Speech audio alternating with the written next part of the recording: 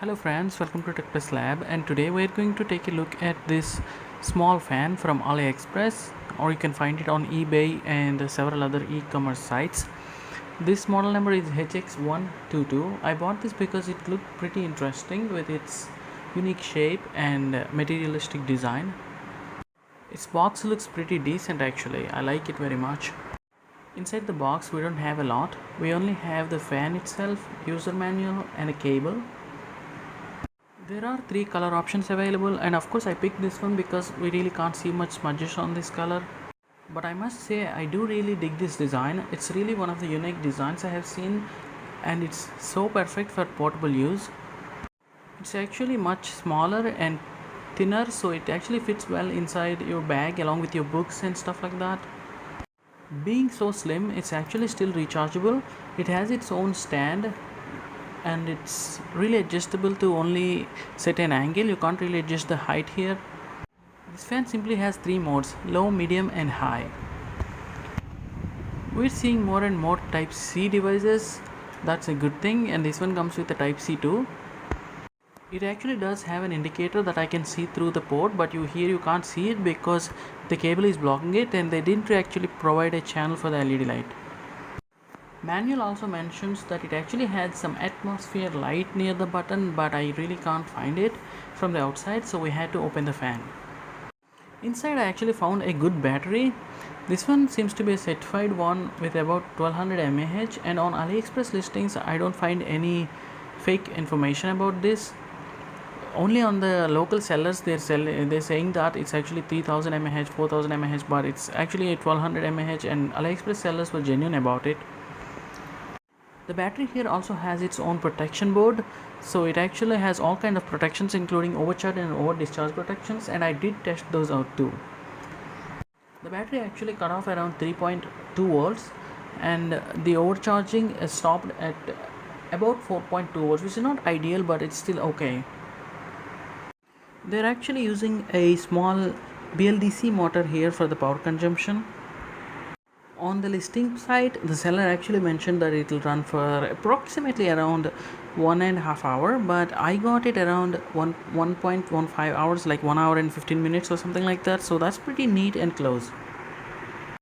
You can actually see on this main board that it actually has the atmospheric light they mentioned, but they didn't bother about putting the diffuser around the button, so we might have to do that. Also, you can check out on this PCB that it actually has a 4056 battery charging IC and a protection BMS board attached to the battery itself. So we have no issues regarding the battery life. It will be pretty good and it's very well managed here. I also measured the energy consumption here. We got around 4.2 watts on lowest speed, 6.5 watts on the medium and 9.8 watts on the highest speed setting. Considering that it has a BLDC energy efficient motor, those numbers don't really mean much. Fan is also running considerably slower with a rechargeable battery, and it's decent with the USB power. As far as the air delivery is considered, on lowest setting I can still feel the air if I connect this fan to the USB power from a distance of approximately 3 feet or 4 feet. That's not bad, but it only happens with a USB connection to an adapter and not with the battery. To get good airflow on battery alone, I had to put this fan about 3 feet away, and the level should be on the highest. But do remember that at that speed you'll only be getting a backup of about 1.5 hours. So that's not really a great option. But if you're working on a desk and you kept this near a monitor, at which point the distance between you and the fan will be less than 3 feet, then you can actually switch to a lower speeds and get better backup. Now the reason why you're getting such a difference between the adapter and the battery itself is I measured the step up voltages of this. The whole circuit that you see above the 4056 IC on the PCB is actually a boost converter circuit, which simply means that it actually converts the voltage from the lower voltage of battery to the voltage required for the fan, and those voltages differ a lot when connected to the USB and to the battery. The battery when fully charged is at 4 volts. It's actually giving me 4.6 volts on level 1, 6.2 volts on level 2 and 7.8 volts on level 3.